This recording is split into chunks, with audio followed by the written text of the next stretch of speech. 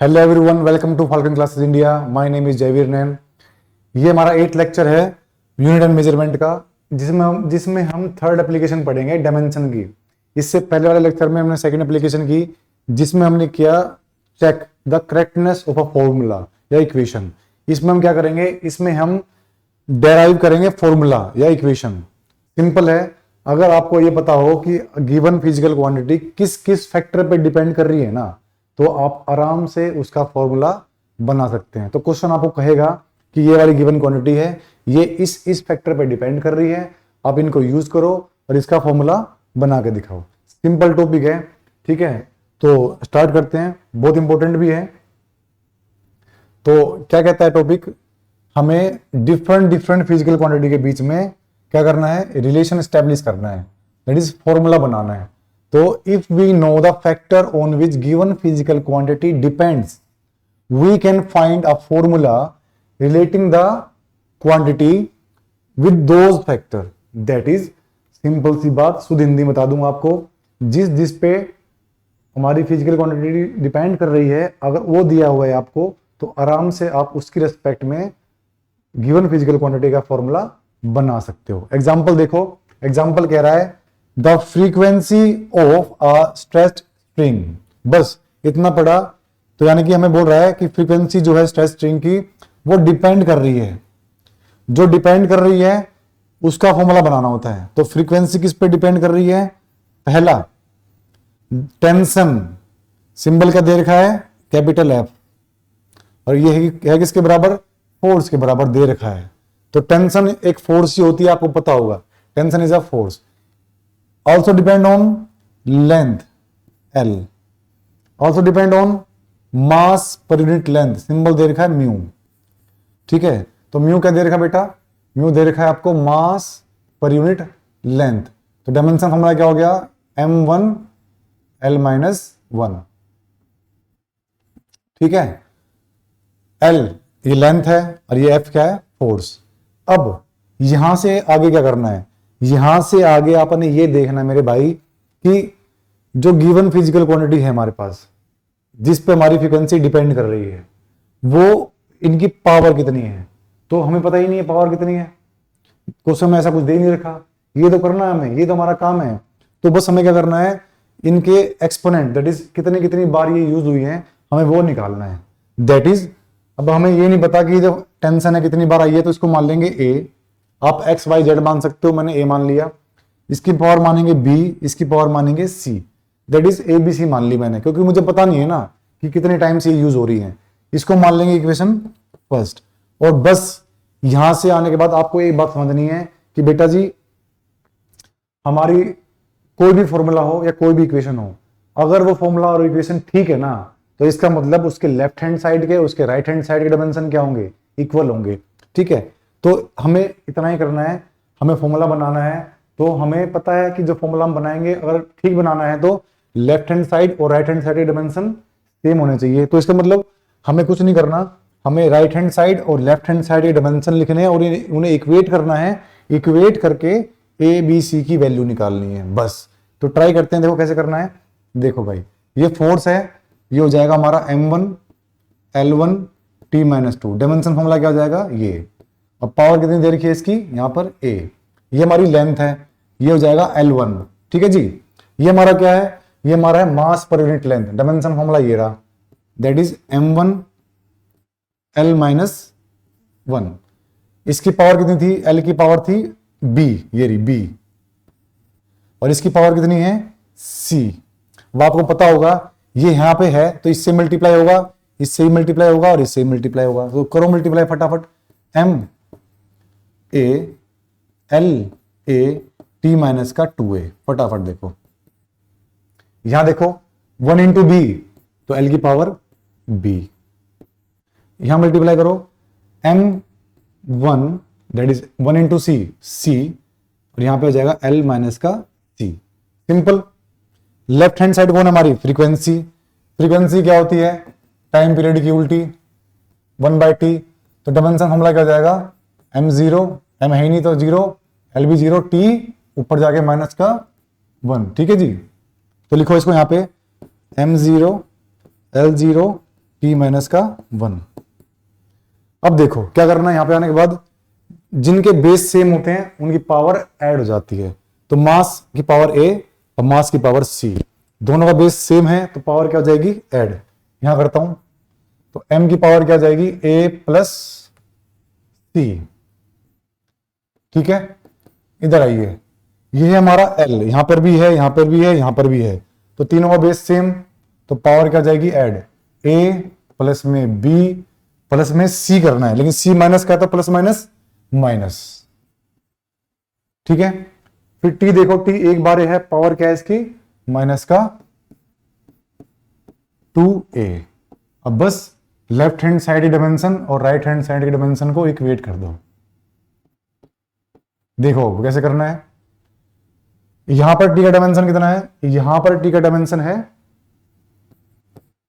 एक मिनट को लिख देता हूं मैं, equate LHS and RHS dimension. ठीक है जी, तो लेफ्ट हैंड साइड और राइट हैंड साइड के डायमेंशन को आपने इक्वेट करना है।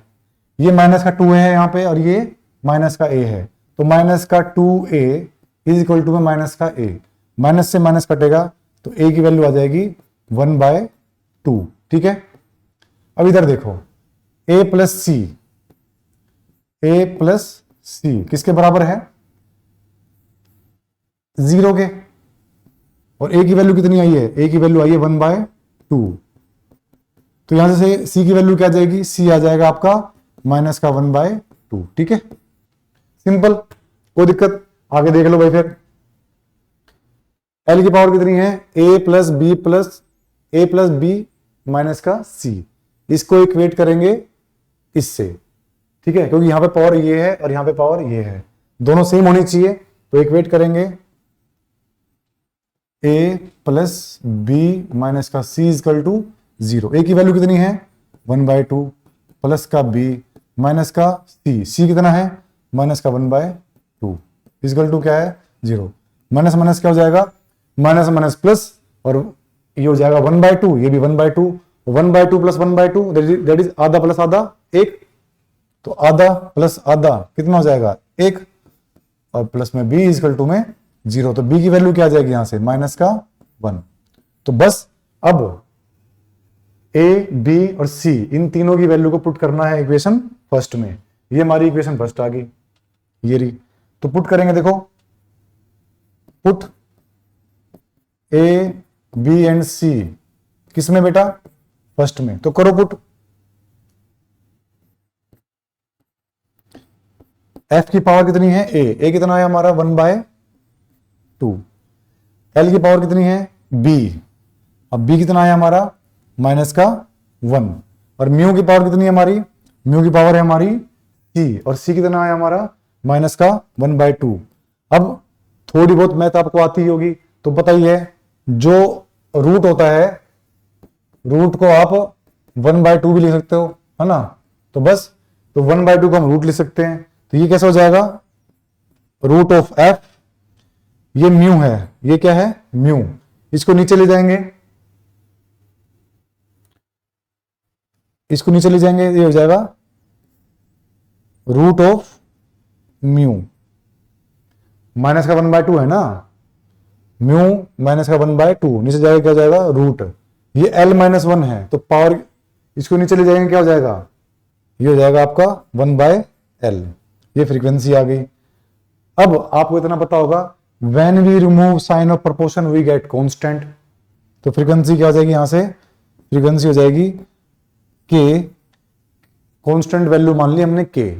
ठीक है, कांस्टेंट टर्म को हम डिटरमाइन नहीं कर सकते यहां से, क्योंकि डायमेंशन एनालिसिस के अंदर कांस्टेंट वैल्यू का डायमेंशन नहीं निकाल सकते, तो सिंपल हम फॉर्मूला ड्राइव कर सकते हैं बिना कांस्टेंट टर्म के।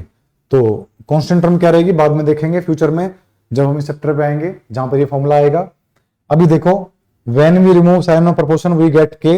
अब आगे देखो, यहाँ पे क्या है 1/l, तो l को यहां लिख दिया मैंने, और अंडर रूट क्या है, अंडर रूट में है f बाय में म्यू। ये फॉर्मूला आ गया फ्रीक्वेंसी का, ये फॉर्मूला आ गया फ्रीक्वेंसी का। ये आपका आएगा जब आप सिंपल पेंडुलम पढ़ोगे ना, सिंपल पेंडुलम में टाइम पीरियड का और फ्रीक्वेंसी का फॉर्मूला आएगा, वहां पढ़ेंगे, ये फॉर्मूला बन के आएगा, इसकी वैल्यू आएगी 2 पाई के आसपास। ठीक है, वहां निकालेंगे। अभी ये फॉर्मूला बन गया है, ठीक है, परफेक्ट, बिल्कुल। तो ये हमारा फॉर्मूला हो गया according to this situation given in the question. कोई दिक्कत किसी को? बिल्कुल सिंपल है। अब आगे देखो अगला क्वेश्चन, एक क्वेश्चन करवाते हैं आपको फटाफट। क्या कह रहा है क्वेश्चन? देखो भाई, क्वेश्चन कह रहा है the time period of pendulum depends on its length. तो टाइम पीरियड जो है अकॉर्डिंग टू क्वेश्चन डिपेंड कर रहा है किस पे? लेंथ पे, एल पे। And the acceleration due to gravity g. तो दो बातों पर डिपेंड कर रहा है, एल पे और जी पे। और कहता है आपसे डायमेंशन एनालिसिस को यूज करिए और इसका फॉर्मूला बना के दिखाओ, ऐसा क्वेश्चन कह रहा है। तो देखो भाई, इसकी पावर पता नहीं है तो ए मान ली, इसकी पावर पता नहीं है तो मैंने बी मान ली। अब लेफ्ट हैंड साइड और राइट हैंड साइड की डायमेंशन लिखो फटाफट। ये टाइम पीरियड है तो एम कितना हो जाएगा? 0, एल भी कितना हो जाएगा? 0, और टी कितना हो जाएगा? 1। ठीक है, अब यहां देखो ये एल है, एल क्या होता है? लेंथ, बोल रखा है लेंथ है, तो एल का डायमेंशन एल। अब पावर कितनी है? ए। ठीक है, यहां देखो जी, जी होता है acceleration due to gravity. Dimension formula क्या होता है? L1 T minus 2। अब पावर कितनी है इसकी? बी। इसे मानेंगे पहली इक्वेशन। ठीक है सर, अब क्या करना है? कुछ नहीं करना, इसको यहां मल्टीप्लाई, एक मिनट रुको, यहां पे ये L1 है, ठीक है, यहां पर ये L1 है, ध्यान रखना इसका। ये L1 है और ये T माइनस 2। अब देखो एल ए, यहां मल्टीप्लाई करो, एल की पावर बी और टी की पावर माइनस का 2b। ठीक है, तो देखिए सिंपल सा है, बस हो गया, खत्म। देखो अब सेम बेस पावर ऐड, तो क्या हो जाएगा? एल की पावर ए प्लस में बी और यहां पे क्या हो जाएगा? माइनस का 2b। अब जस्ट सिंपल काम रह गया, लेफ्ट हैंड साइड और राइट हैंड साइड की डायमेंशन को इक्वेट करना। तो कैसे करेंगे? देखो भाई, यहां पे पावर, एल की पावर कितनी है? ए प्लस बी, और यहां पे कितनी है? 0। तो ए प्लस बी कितना हो गया? Is equal to 0।